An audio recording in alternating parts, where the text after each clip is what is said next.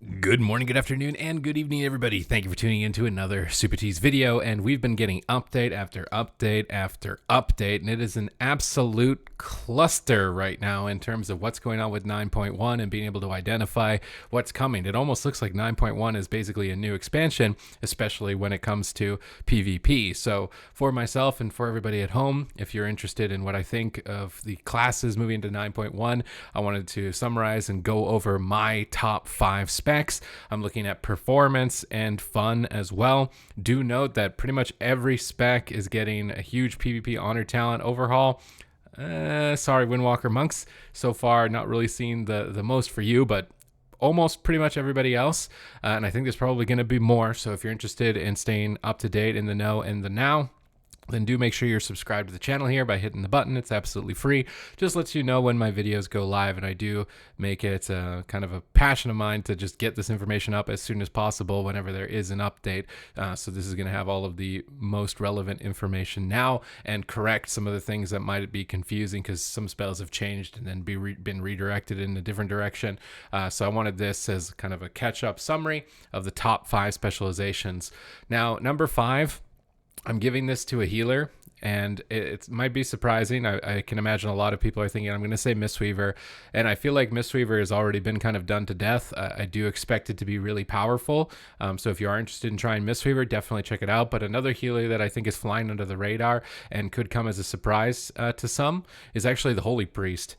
And the main reason for this is a recent PvP talent change to Sanctified Ground, which now is Holy Word Sanctified, blesses the ground with divine light, causing all allies who stand within to be immune to silence and interrupt effects for 5 seconds. So this is the yellow little bloop that they put on the ground, and it increases their healing and their holy words, and now will also provide Aura Mastery.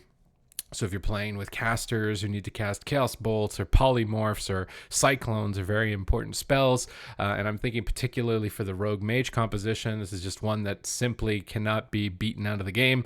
It's always popping back up. It's kind of the cockroach of World of Warcraft. No matter how hard you try and nerf it, it just survives and keeps coming back. And Holy Priest has been the variant for Rogue Mage for quite some time, and it's my expectation that Rogue Mage is, again, not going to go anywhere. So being able to provide Aura Mastery to your Mage when they're going for a Polymorph is going to be very effective. This is also going to be a very important tool to deal with the plethora of melee DPS that I'm anticipating to be in 9.1, and this is a tool that was quite difficult to pull off before to be able to survive all of the melee DPS.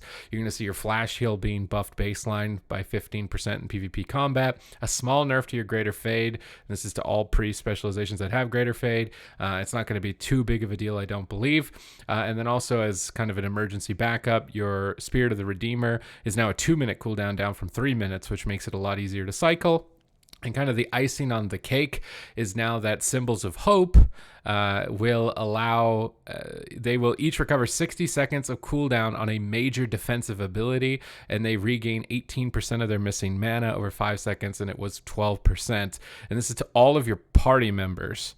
So more importantly, the defensive cooldown, they each recover 60 seconds of a major defensive ability. So depending on the synergies of specializations, this could almost allow you to almost immediately reset a lot of powerful defensive cooldowns. And we know currently in World of Warcraft how important cooldowns are to trade. So the fact that Holy Priest can reset these, provide immunity to interrupts, and was already looking like a solid healer in the Rogue Mage composition, as well as some other ones. Holy Priest was kind of on the rise. I felt like this was the underdog that wasn't really being talked about because Mistweaver was taking all the thunder, and it comes in for me right now at number 5. Moving forward, we're going to be looking at number 4, and that is going to be the Havoc Hunter. Now, this is the one that might be the most confusing in terms of what's been going on with it. So you're going to look forward to some sustained damage buffs to your single target abilities. You're no longer going to be playing around Mana Rift because Mana Rift has been removed. I think this is now allowing them to give you more damage overall, which I'm sure that opposing healers are going to enjoy, and the Demon Hunter players are going to enjoy. Demon Hunter already had one of the best Covenant abilities in the game through the Night Fae with the Hunt. You're still going to retain that.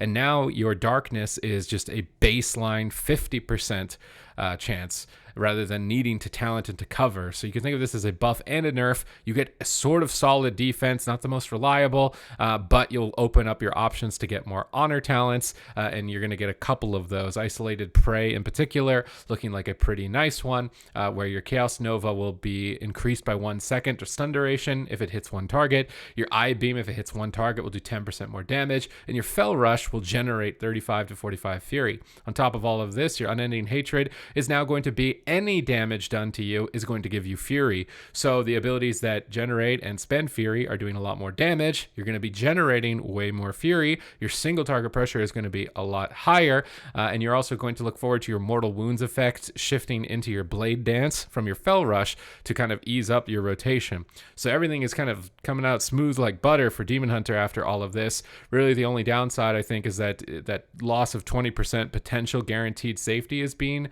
removed from the game. So you might have a couple whoopsie moments with Darkness, but your synergy with other specializations in the game, like Death Knight, is just going to be enhanced with the amount of power that you're going to be bringing to the table. And you got a couple of little cookies and toy talents to try out, although these ones weren't really standing out too much to me, with the Chaotic Imprint being one of them, with Throw Glaive providing you a little bit of extra magic damage of random school.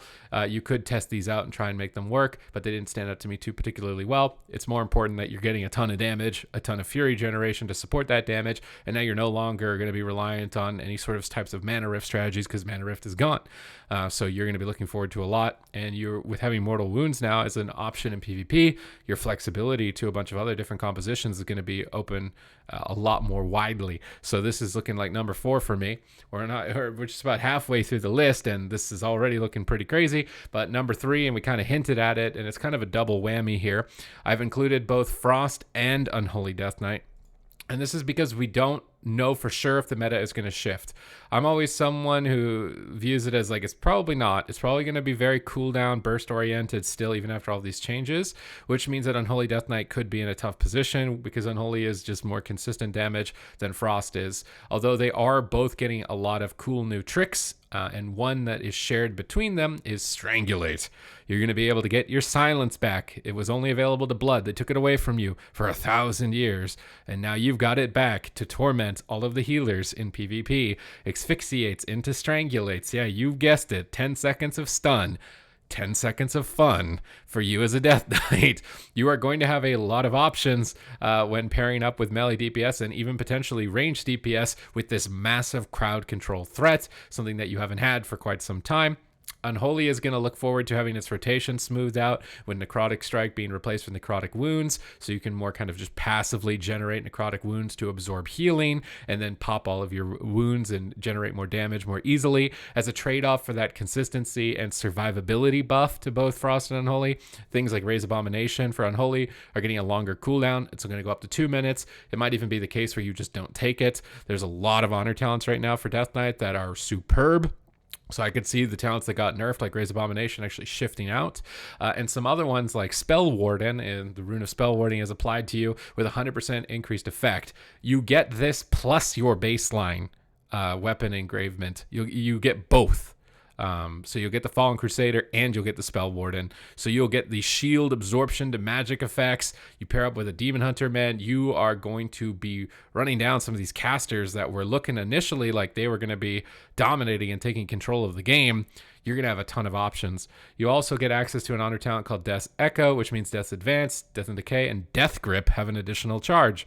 You already had a lot of ways to pull people in. You got a lot of ways to hold them in one spot. You got another way to get them to you. You got another thing to go to them.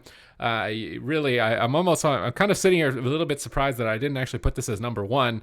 And this is what I meant by there's so many changes that have been coming through that you may have just forgotten, like, oh yeah, that spec up after this new thing's coming, because it seems like quite a long time to 9.1. But Death Knight was a real winner. As far as Frost or Unholy, still a little bit uncertain. But they're both looking excellent, just to the fact that they're both going to get Strangulate. So having that silence is going to be a great tool.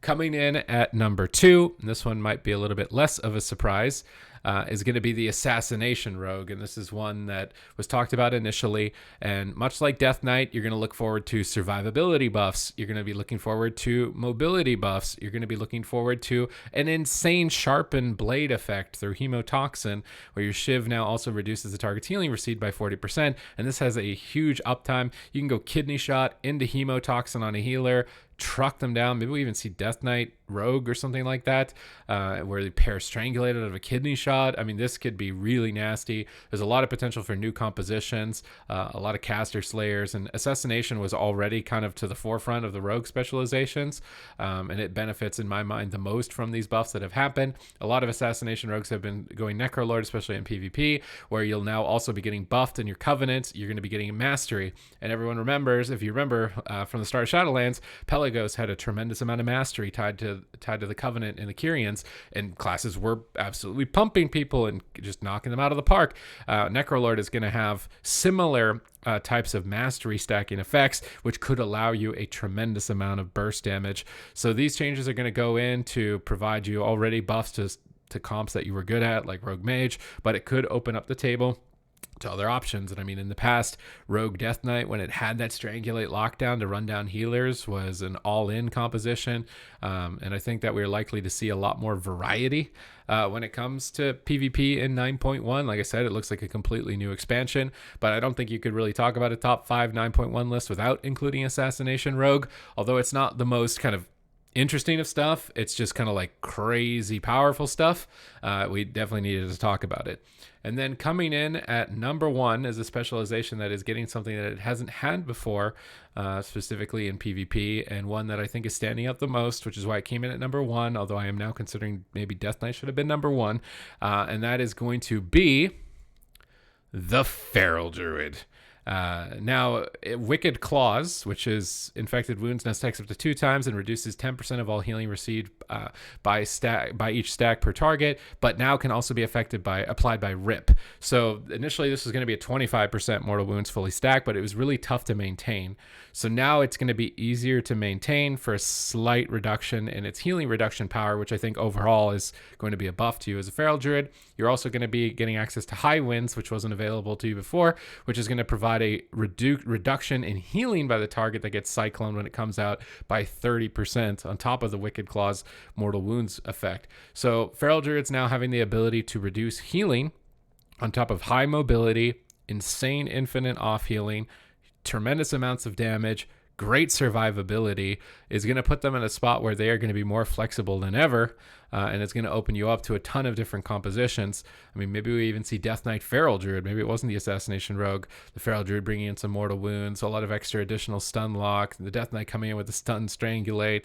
And then also with Feral Druids pretty much all running Necrolord now in PvP, you're going to see benefits from the buffs to the Necrolord as well, with your Mastery providing a huge amount of damage to your overall pressure. And Mnemonic Equipment now also going to be granting you some extra damage when targets are very low health, providing a little bit of execute power, which you didn't have before.